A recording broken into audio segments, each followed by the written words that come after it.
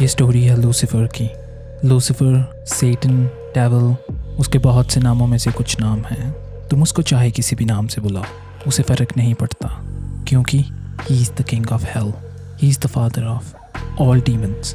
एक समय पे लूसीफर एक एंजल था और गॉड उसको बाकी एंजल से ज़्यादा प्यार करते थे। उस समय पर लूसीफर बाकी एंजल्स के साथ हेवन में रहता था, पर लूसीफर बाकी एंजल्स की तरह नहीं था।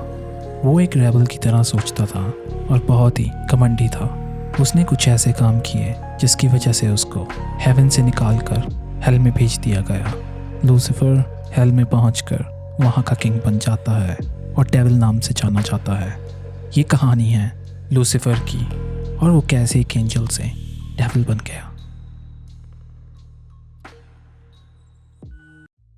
According to Christian mythology, on second day of creation, God ने heavenly creatures को बनाया।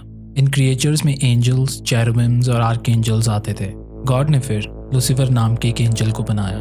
वो God का सबसे important creation था और उसके पास बाकी एंजल से ज़्यादा पावर थी। ऐसा भी कह सकते हैं कि God के बाद यूनिवर्स में लूसीफर सबसे ज़्यादा शक्तिशाली था। लूसीफर को अपनी ताकत और योग्यता पे काफ़ी घमंड था। लूसीफर को लगने लगा कि वो गॉड की जगह ले सकता है। उसने दूसरे एंजल्स को गॉड के खिलाफ भड़काना शुरू कर दिया और हेवन के 1/3 एंजल्स को अपनी साइड कर लिया और फिर गॉड के अगेंस्ट वॉर छेड़ दिया। हेवन की आर्मी को लीड कर रहा था आर्कएंजल माइकल। माइकल अपनी 2/3 एंजेलिक आर्मी के साथ लूसीफर पे भारी पड़ रहा था और लूसीफर हार रहा था। ये देखते हुए लूसीफर ने एक ड्रैगन का रूप ले लिया जो कि बहुत विकराल था। माइकल और लूसीफर 1-on-1 लड़ने लगे।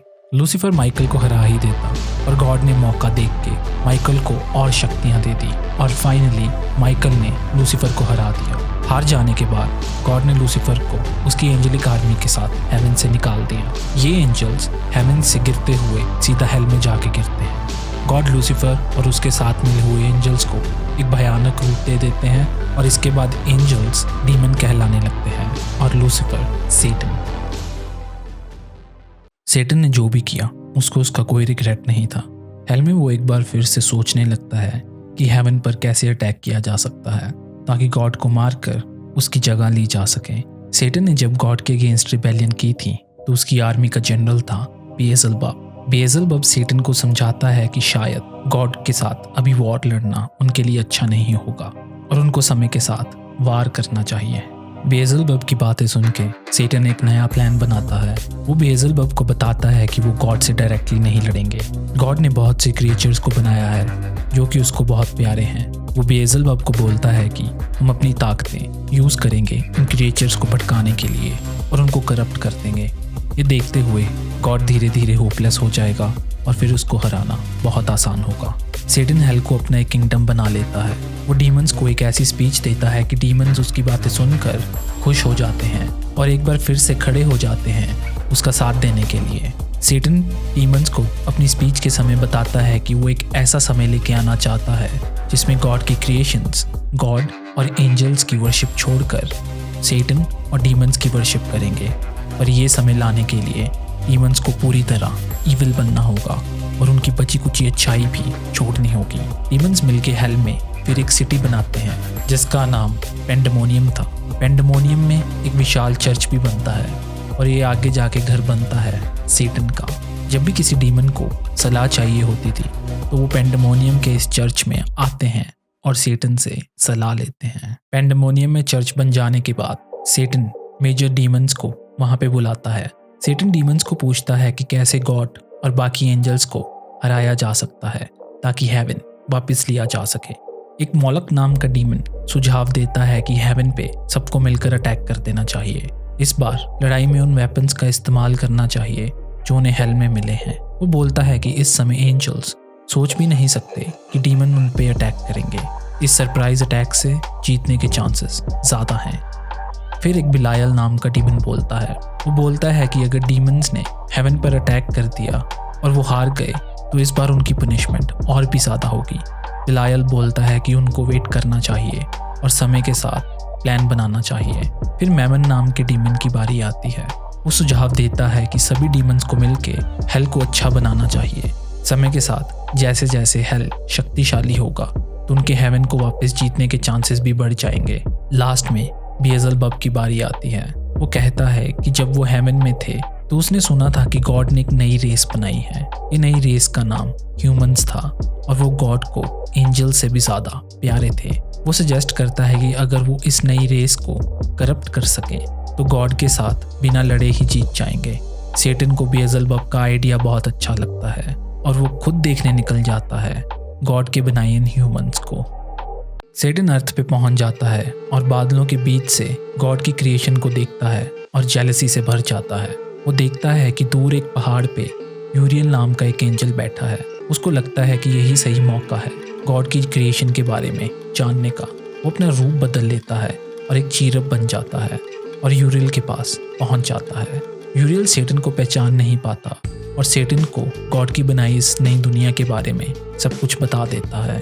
वो सेटन को पैराडाइज के बारे में भी बता देता है जहाँ पर एडम और ईव रहते थे। सेटन फिर वहाँ से निकल जाता है और इस बार वो एक क्रो का रूप ले लेता है और ईडन में एक ट्री जिसका नाम ट्री ऑफ लाइफ था उसकी ब्रांच पे जाके बैठ जाता है। उसकी नज़र वहाँ पे बहुत से जानवरों पर पड़ती है और वो बैठ के इधर उधर देख रहा होता है जब उसको एडम और ईव दिखाई देते हैं। सेटन उनको देख के समझ जाता है कि ये ही गॉड की बनाई हुई नई रेस है क्योंकि वो गॉड की तरह ही दिखते थे। वो फिर चुपचाप बैठ के सुनने लगता है कि एडम और ईव क्या बातें कर रहे हैं। ईव गॉड से नाराज़ थी क्योंकि उसे पैराडाइज में काम करना पड़ता था, जैसे लकड़ियाँ काटना, पानी भरना और खाना इकट्ठा करना। और एडम ईव को बोल रहा था कि उन्हें गॉड की सारी बातें चुपचाप माननी चाहिए क्योंकि ये पैराडाइज उन्हें गॉड की वजह से ही तो मिला है और इसके बदले गॉड ने उन्हें बस एक फ्रूट खाने को मना किया है जो ट्री ऑफ नॉलेज पे ग्रो करता है। ये बात सुन के सेटन वहाँ से निकल जाता है। अगली सुबह ईव एडम को अपने एक सपने के बारे में बताती है। वो उसको बोलती है कि उसने सपने में देखा कि एक एंजल ट्री ऑफ नॉलेज से फ्रूट खा रहा है और वो फ्रूट ईव को भी ऑफर करता है। जब ईव उस फ्रूट को खा लेती है तो वो भी एंजल बन जाती है। एडम ईव को समझाता है कि इस सपने का कोई मतलब नहीं है और उन्हें वो फ्रूट नहीं खाना चाहिए। गॉड ये सब हेवन से देख रहे थे और वो एक इज़राइल नाम के एंजल को एडम के पास भेजते हैं। इज़राइल एडम को जाके बताता है कि ट्री ऑफ नॉलेज पे ग्रो करने वाला फ्रूट फॉरबिडन है और एडम या ईव ने ये फ्रूट को खाया तो गॉड उन्हें पनिश करेंगे। और वो एडम को बोलता है ये बात ईव को भी बता देने के लिए। एक बार फिर सेटन गार्डन ऑफ ईडन में आता है। इस बार वो सांप का रूप ले लेता है और ट्री ऑफ नॉलेज की ब्रांचेस से लिपट जाता है। एडम पैराडाइज के जंगल में लकड़ियां काटने गया था और ईव फ्रूट इकट्ठे करने। ईव को अकेला पाकर सेटन का काम और भी आसान हो जाता है। सेटन ईव को आवाज़ लगाता है और ट्री से फ्रूट खाने को बोलता है। जब ईव मना कर देती है तो वो उसकी ब्यूटी की तारीफ करता है और फिर वो ईव को बोलता है कि गॉड ने ये फ्रूट खाने से इसीलिए मना किया है क्योंकि इस फ्रूट में बहुत ज़्यादा पावर है और वो पावर गॉड किसी के साथ शेयर नहीं करना चाहता। ये सुन के ईव झट से वो फ्रूट ट्री से उतार लेती है और उसे खा जाती है। फ्रूट खाने के बाद ईव को कुछ भी फील नहीं होता और फिर वो सांप वहाँ से गायब हो जाता है। ईव समझ जाती है कि उससे बहुत भारी गलती हो गई है। फिर वो भाग के एडम के पास जाती है और उसे भी फ्रूट खिला देती है। वो दोनों फिर बेहोश हो जाते हैं। जब वो उठते हैं तो एक एंजल वहाँ पे खड़ा होता है। एंजल उनको बताता है कि उसको गॉड ने एडम और ईव को पनिश करने के लिए भेजा है। एंजल फिर स्नेक्स को पनिश करता है क्योंकि सेटन सांप के रूप में आया था। वो स्नेक्स को पनिशमेंट देता है कि उनको ज़िंदगी भर अपने पेट पे रेंगना पड़ेगा। जितनी भी लड़कियाँ धरती पे पैदा होंगी उनको बर्थ के टाइम बहुत पेन सहना पड़ेगा और हमेशा अपने हस्बैंड के आगे सबमिसिव रहना पड़ेगा। जितने भी धरती पर लड़के पैदा होंगे उन्हें बहुत वर्क करना पड़ेगा अपना घर चलाने के लिए। फिर वो एडम और ईव को ईडन से बाहर निकाल देता है। सेटन जब हेल में वापस आता है अपनी विक्ट्री सेलिब्रेट करने के लिए तो वो जाके देखता है कि उसके सारे डीमंस सांप बन चुके हैं।